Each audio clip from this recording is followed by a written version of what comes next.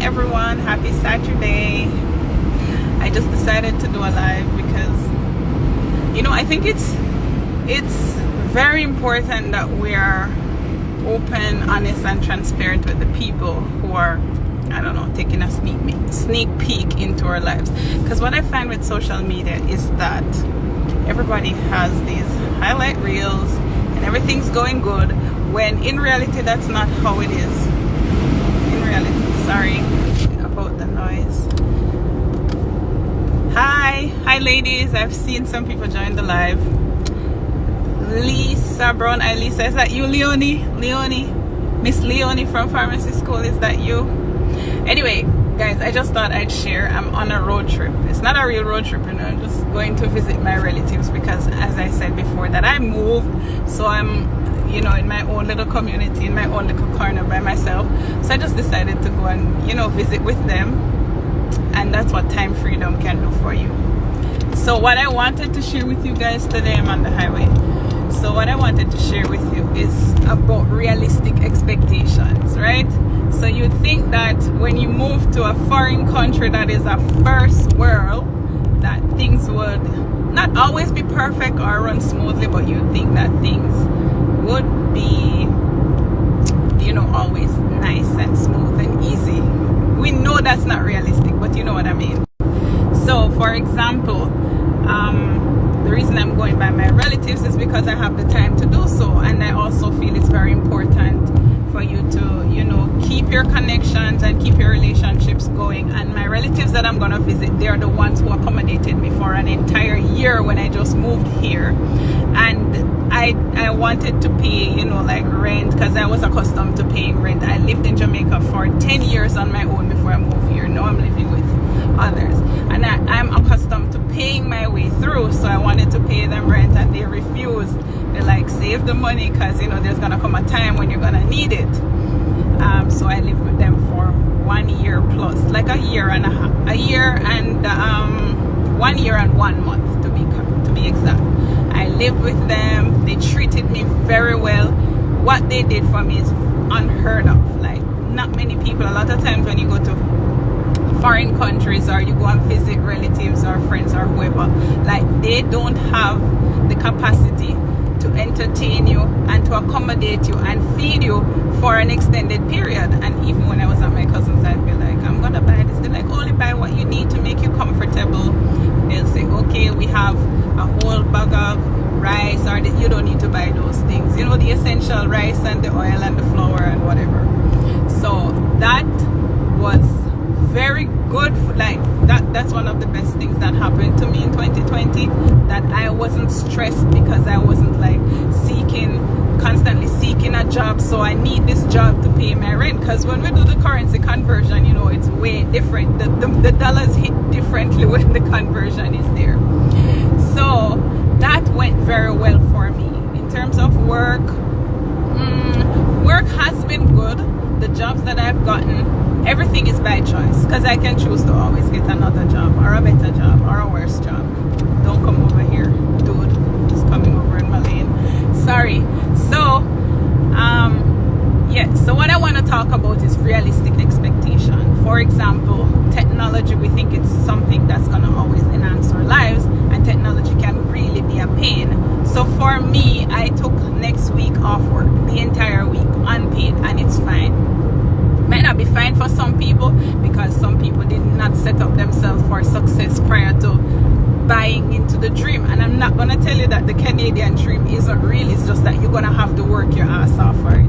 Pardon my French, because I know social media is a little weird when you use certain words, but you can come here. I'm going to compare and say, okay, in Jamaica I was living good because I negotiated my salary, so I was making good money, and I will say that I prefer the quality of my life living here in Canada. That's a no-brainer for me, but that's subjective. That is my personal experience. For another person, it might not be the same. But where work is concerned, last month I took a week off work. This is always me time. This next week I'm off. I clear my schedule for the entire week, because things have not been going smooth with the technology that we're supposed to use to serve the people we took an oath to serve. And I have a big issue with that. For the people who know me personally, they know my personality, they know who I am, they know how I am, and they know just how passionate I am about helping people and serving people, and especially patients. Like, you don't play with my patients. They're not personally my patients, but I work in the pharmacy, so I still consider them my patients, you know, and I want to serve them as best as I can. But if I'm feeling handicapped and I feel, you know, ill-equipped to serve these people, then I'm gonna have a major problem. So I don't think that the conditions that I'm working in is supposed to cause me to feel, you know, like stressed or embarrassed and telling the patient that your medication is not ready because the computer system has crashed. It's 2022. And it's not the same with every pharmacy or every establishment. It so happened that I work for a corporation that decide not to reinvest whatever dividends or whatever billions or millions they're making in the technology that we're working with. Yes, they have plans to upgrade, but for me that is not good enough. And for those people who know me, they know that I'm a stickler. I don't know, I think that person is I don't know, I'm not gonna just get a tongue twist and try to pronounce your name, but welcome to the live. So guys, yes, so I cleared next week altogether, and yes, I make relatively good money in Canada compared to other people. People bougie about money. People don't like to talk about money. You don't like to talk about money, we cannot have a conversation, because there is an abundance of money in this world. When you look at that the statistics show that 5% of the entire world population makes 95% of all the money there is. And you can make money by many different ways. You don't need to be going to your 9 to 5 or get locked into a 10 to 10 working a 10-hour shift, exchanging your time for the money, because your time is more important than the money that you're making. But we all need that money to pay our bills, take care of everything. So a lot of people get caught in that trap. The thing is that because I set up myself before I left Jamaica, I did what I needed to do to ensure that I'm, you know, I have a cushion. And then when I came here, my cousin said, okay, you don't need to pay any rent. So I still, you know, I had that time to figure things out and get a job. Tanique. Oh, you know what? Sorry. My brain says Tanique. But that's what my brain, it rearranged the vocabulary, the words, the letters, sorry. And it says Tanique, but that's not the word on here, and I didn't want to, you know, spoil your name. But thank you for letting me know. So yes, I was saying that my cousins, they decided to give me that cushion. So now I can take a week off work and not be stressed. I think I'll be less stressed being at home or finding other things that I can be doing and using my time more productively than being in an environment where the system is not working because you decided not to pay for excellent service and pay for good software. And guys, I'm stuck in traffic on the highway. If I had known, I would have stayed home until this cool off. They're always building and fixing, like the road, most places. I'm not gonna say you don't see one or two little, you know, holes or whatever every now and again, but they're always working on the highway. As soon as the season changed, it's a lot of traffic because they're fixing the road, they're sweeping the street, they're cleaning this. So I'm stuck in traffic now. But I just wanted to share that unrealistic expectations, they will bring you disappointment. I will say that I never thought that coming to a first world country, I would be working in a setting where the software on the computer crash, or it's slow, like it's a snail, like a slow boat. I have a tongue twister, sorry. It's a slow boat to China. So and no offense to China, but when you leave Jamaica, if you're going to China, the boat is going to take a long time to get there. So yeah, it's just that it's not working. It is not working. So when I come and make a grand announcement, y'all will know why. It's because of the passion that I have and the fact that I value my time more than anything else. And yes, Tani, Canada is very clean. The very first time I visited Canada in 2016, I was thoroughly impressed. I was like, wow, it's immaculate. And we also have to separate our garbages. So I'm big on recycling. Like even in high school when we did chemistry, and we started learning about a lot of carbon, and we started doing organic chemistry. And then we had this thing that my teacher taught us about reduce, reuse, and recycle. But I've always been environmentally friendly. Like, I don't buy chewing gum. Like, some people are like, can I get a gum? You will not get a gum from me. I don't ever have gum in my purse. There were kids who used to chew gum and stick them on the desk, and I found those things very disturbing. So I don't throw garbage around. You know, some people just, I don't know how they do it, but they just put the garbage any and everywhere. Even when I lived in Jamaica, we had a garbage truck that came once per week, and we had our little area where we throw the garbage. But here in Canada, we separate the garbage, and we have like 4 different classes. So it is very clean. I can't tell you that I'm driving and I see paper blowing, or I see like stuff thrown on the road. That doesn't happen. In fact, if you don't take your garbage seriously, they can fine you. I remember once I put a whole bag, I had a bag of potatoes, and they started getting spoiled because of the heat. So I put the potato in the wrong bin, and best believe the garbage truck come and they did not take it up. For real, this is a true story. So yes, Canada is very clean compared to the States, and that was one of the reasons I fell in love with Canada. So my mom lives in the States, my sister and cousins, and yeah, I love to go visit them. But in terms of living there, not right now. Not right now. Canada is it for me personally. I can tell you that it is good for me, but y'all need to have realistic expectation and set up yourself for success, and set up yourself for any eventualities, so that if you're not feeling you're in a state where you want to tolerate certain things, you have the option to make another decision. And one of my options is, I don't have a lot of money, but I have enough money to not go to work for a week. So that's just what I wanted to share. I know y'all might be busy and you have things to do. So I'm going to get off the live, but thank you all so much for joining.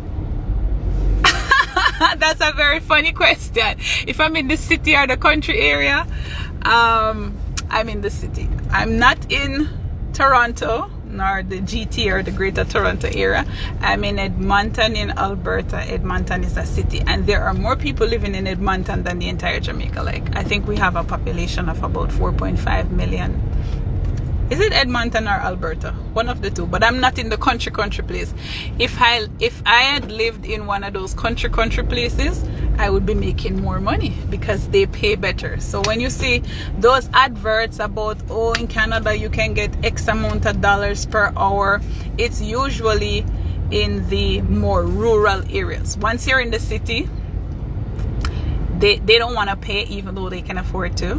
That's why I'm like, when people see these adverts about job and work permit, and if you become a student and you can switch up, y'all need to get your expectations right. If you're in the city, in fact, I've been contacted by several recruiters, and once you have your license and you have your residency or whatever the case is, they will reach out to you if they need you. I've been contacted by a lot of recruiters, but because I know what I want, and that is not what I want, doing more mind work and knowing your values and knowing where you want to go and having a vision for yourself will inform the kind of decisions that you make.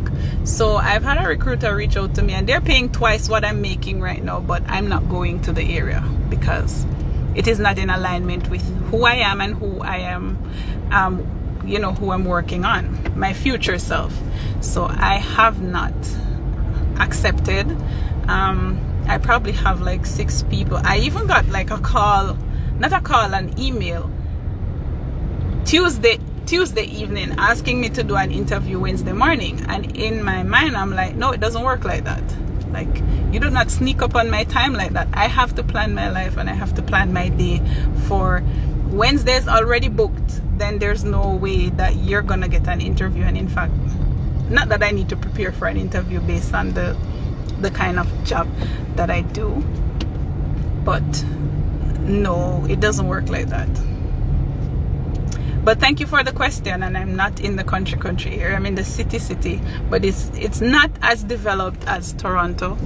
And Toronto is very, very expensive. It's one of the most expensive places in Canada to live. In 2020, Toronto surpassed British Columbia, and British Columbia is the most expensive province because it is the warmest place in Canada, and it's on the west coast. It's closer to like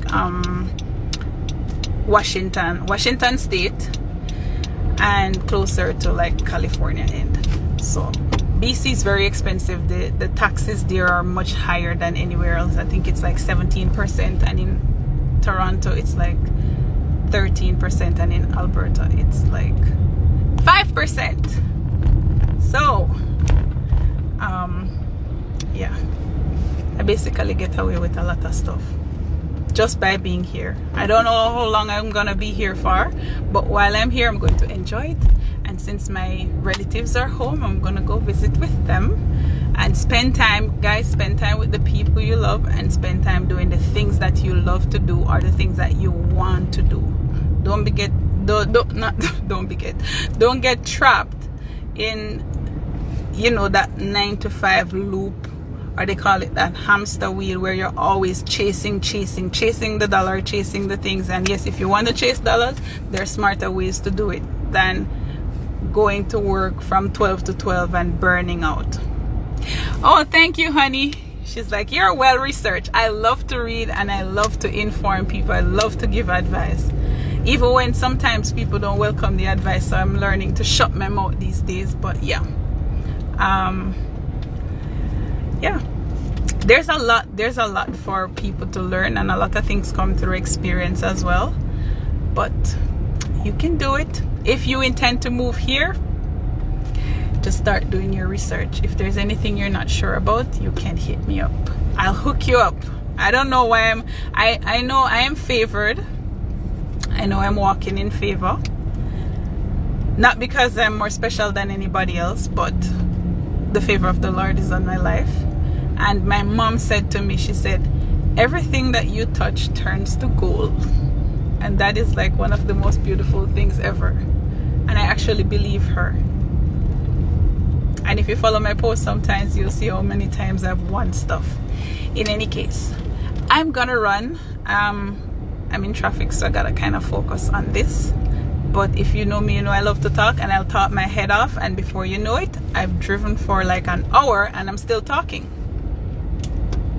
Oh my God, Tanik, send me your email in my DM, because yes, I am big on financial literacy. I'm passionate about financial literacy. I actually had a conversation with my very first friend from high school. She is living in the States.